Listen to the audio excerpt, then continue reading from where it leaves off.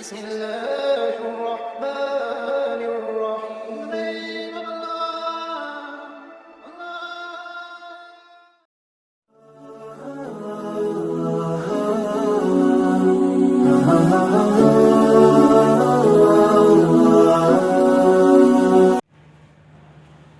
حضرت ابوبکر صدیق رضی اللہ عنہ کی خلافت پر تبصرہ۔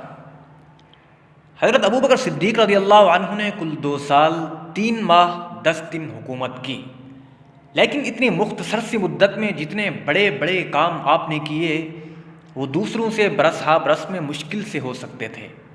آپ کی طبیعت کا کمال یہ تھا کہ آپ مزاج کے نرم لیکن ارادہ کے پکے تھے۔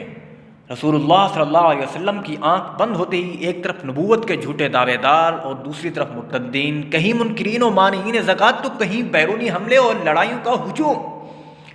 غرض ایک طوفان تھا جس نے اسلام کا چراغ بجھا دینے کی ٹھان لی تھی، لیکن سامنے بھی حضرت ابوبکر صدیق کی شخصیت تھی۔ انہوں نے نہایت مستعدی سے تمام فتنوں کا نہ صرف سامنا کیا بلکہ دیکھتے ہی دیکھتے سب کا قلعہ گما کر دیا۔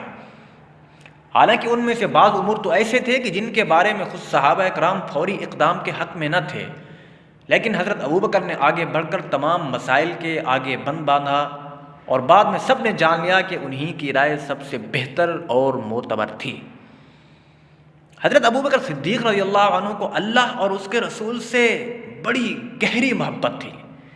آپ کا ہر عمل اس کا شاہد ہے۔ خلافت سے پہلے آپ کپڑے کا کاروبار کرتے تھے۔ خلیفہ بننے کے بعد بڑے بڑے صحابہ نے آپس میں مشورہ کیا اور آپ کا کوئی وظیفہ مقرر کرنا چاہا تو آپ نے فقط سالانہ 2000 درہم منظور فرمائے، جو بیت المال کے سرکاری خزانہ سے آپ کو جاری کیے جاتے اور جن سے بڑی کھینچ تان کر گزر بسر ہوتی۔ اس پر کمال یہ کہ وفات کے وقت وصیت کر دی کہ بیت المال سے جتنی تنخواہ میں نے آج تک لی ہے، میری جائیداد بیچ کر وہ ساری کی ساری رقم واپس سرکاری خزانہ میں جمع کرا دی جائے۔ آپ کا ایک بڑا کارنامہ قرآن مجید کا جمع کرنا ہے، اس لیے کہ قرآن مجید اس وقت تک چمڑے، اونٹ کی ہڈیوں اور کھجور کے پتوں پر لکھا ہوا تھا، اور وہ بھی کسی ایک شخص کے پاس پورا قرآن نہ تھا۔ کسی ایک کے پاس کوئی سورت تھی، کسی کے پاس کوئی آیت تھی، کسی کے پاس کوئی ٹکڑا تھا۔ حضرت عمر رضی اللہ عنہ کے مشورہ سے آپ نے بڑی احتیاط سے پورے قرآن کو ایک جگہ جمع کروایا تاکہ ہمیشہ کے لیے محفوظ ہو جائے۔ آپ کی خلافت کو مکمل طور پر جمہوری خلافت کہا جا سکتا ہے، جہاں ہر عمل باہمی مشورے سے طے پاتا تھا۔ آپ نے پورے ملک کو صوبوں اور ضلعوں میں بانٹا، نئے حکمران بھی متعین کیے، مگر جنہیں حضور اکرم صلی اللہ علیہ وسلم اپنی حیات مبارکہ میں طے کر گئے تھے انہیں وہاں سے بالکل نہ ہٹایا۔ مدینہ سے قریب ایک عام سے گاؤں میں رہائش رکھی اور وہاں سے روزانہ پیدل آ کر مسجد میں بیٹھتے اور امور سلطنت دیکھتے۔ فوج کا نظم و نسق اسی ڈھانچے پر مزید مستحکم کیا جس پر حضور صلی اللہ علیہ وسلم چلایا کرتے تھے۔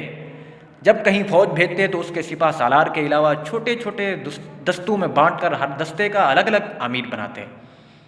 فوجوں کو وہی نصیحتیں کرتے جو حضور اکرم صلی اللہ علیہ وسلم فرمایا کرتے تھے۔ ذمیوں اور معاہدہ کرنے والی اقوام کا بھی خوب خیال رکھتے، غرض ان کا ہر عمل حضور اکرم صلی اللہ علیہ وسلم کی سیرت سے ماخوذ اور اسلامی فلاحی ریاست کا زبردست آئینہ دار تھا۔ اللہ ان سے راضی ہوں اور وہ اللہ سے راضی ہیں۔